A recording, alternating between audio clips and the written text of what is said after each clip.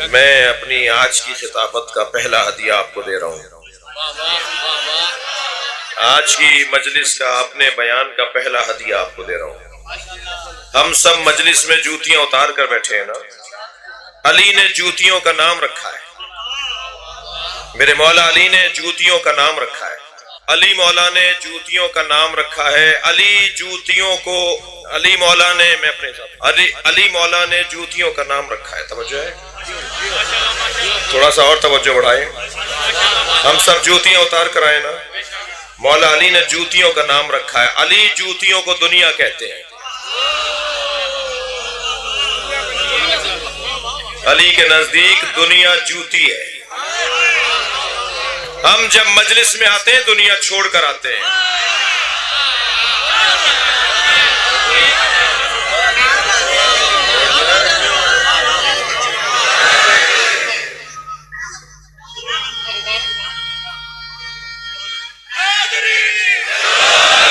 بڑا محترم مجمع, بہت ہی بیدار مجمع. اگرچہ رات کا یہ پہر ہو چکا ہے, میں پھر آپ کو اپنے ساتھ کچھ دیر کے لیے رکھنا چاہتا ہوں. ہم جب مجلس میں آتے ہیں جوتیاں اتار کر آتے ہیں, اور علی نے جوتیوں کا نام دنیا رکھا ہے. ہم جب مجلس میں آتے ہیں تو شہادت کے لیے آتے ہیں. کوئی ہمیں مجمع سے نہ ڈرائے.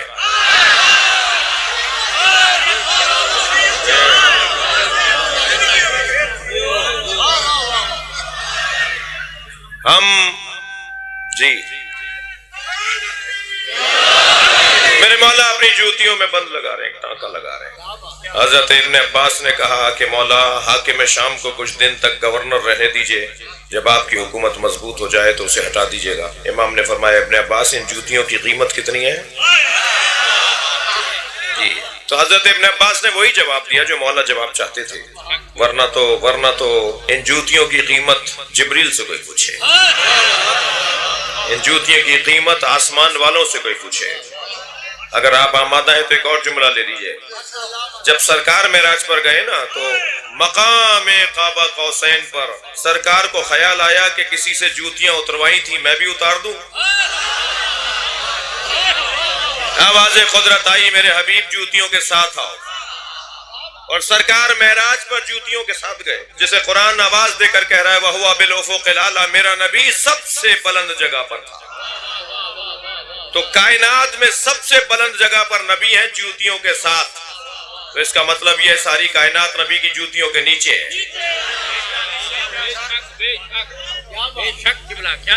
علی کی جوتیوں کی قیمت, مصطفیٰ سرکار کی جوتیوں کی قیمت آسمان والے جانتے ہیں.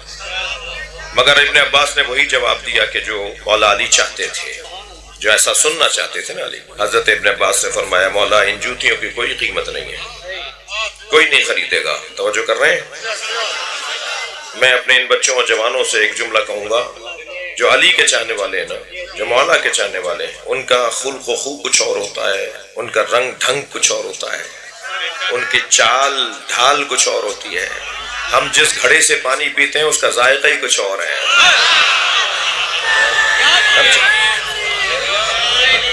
علی کا چاہنے والا چال بتاتی ہے کہ یہ اہل بیت کا چاہنے والا ہے, حلیہ بتاتا ہے کہ یہ اہل بیت کا چاہنے والا ہے. مجھے نہ بتانا پڑے کہ میں کون ہوں, بلکہ میرے اندر سے پکار آئے, آواز آئے, یہ علی والا ہے.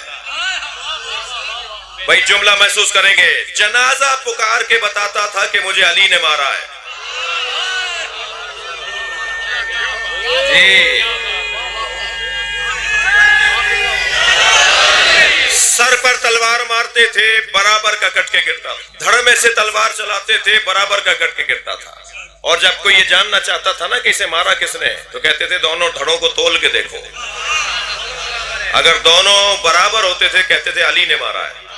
جس کی ضربت میں عدالت ہو, اس کے مزاج میں, اس کے مزاج میں کتنی عدالت ہو, اس کے وجود میں کتنی عدالت ہوگی. کہ مولا ہے کچھ دن کے لیے حاکم شام کو گورنر رہنے دیجئے, جب آپ مضبوط ہو جائیں تو انہیں ہٹا دیجئے گا. مولا نے فرمایا کتنی قیمت ہے ان جوتیوں کی؟ کہ کوئی قیمت نہیں ہے. علی نے فرمایا تمہاری دنیا سے زیادہ قیمتی ہے. جی دنیا, دقت چاہوں گا, ہم اس دنیا میں آئے ہیں کسی مقصد سے. لاکھوں مچھر اللہ نے بغیر مقصد کے نہیں بنائے، لاکھوں مکھیاں اللہ نے بغیر مقصد کے نہیں بنائی۔ متوکل کی ناک پر بار بار مکھی آ کے بیٹھ رہی تھی، متوکل کی بادشاہ کی، عباسی بادشاہ، اس کی ناک پر بار بار مکھی آ کے بیٹھ رہی تھی۔ میرے مولا نقی کو دیکھ کر کہنے لگا اللہ نے یہ مکھی کیوں بنائی ہے؟ اللہ اکبر۔ اہل بیت کے چاہنے والوں کا کیسا انداز ہونا چاہیے، یہ بھی اہل بیت سے لینا ہے ہمیں۔ کہنے لگا یہ اللہ نے مکھی کیوں بنائی ہے؟ میرے مولا نقی نے بے ساختہ فرمایا متکبروں کے غرور کو مٹانے کے لیے۔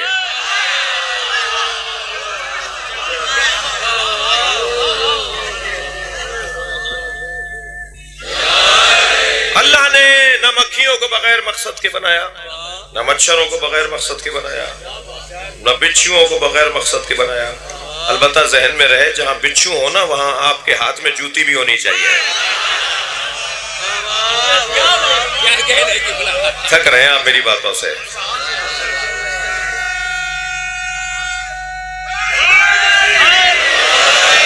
بھائی اگر آمادہ ہیں تو ایک جملہ کہہ دوں۔ ابھی پچھلے دنوں پنجاب اسمبلی میں بھی ایک بچھو تھا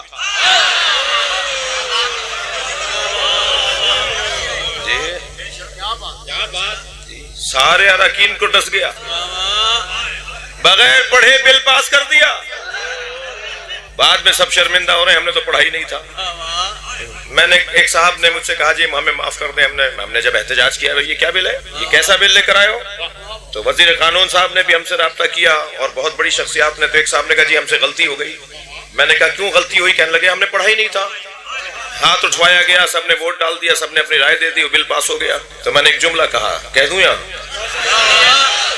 میں نے کہا یہ جو بل جس چور دروازے سے آیا ہے،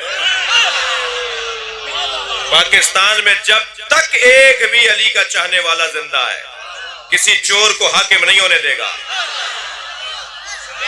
لبیک یا حسین،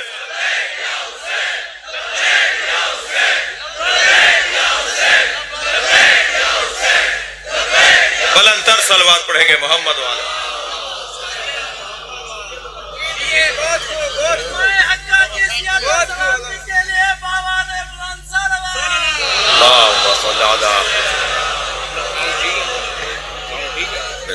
توجہ ہے حضرات کی؟ عزیزان گرامی، اللہ نے مکھیوں کو بغیر مقصد کے، مچھروں کو بغیر مقصد کے نہیں بنایا۔ ہر ایک کا مقصد موجود ہے۔ یہ جو سانپ ہے نا اس کا بھی مقصد ہے، سب کا مقصد ہے۔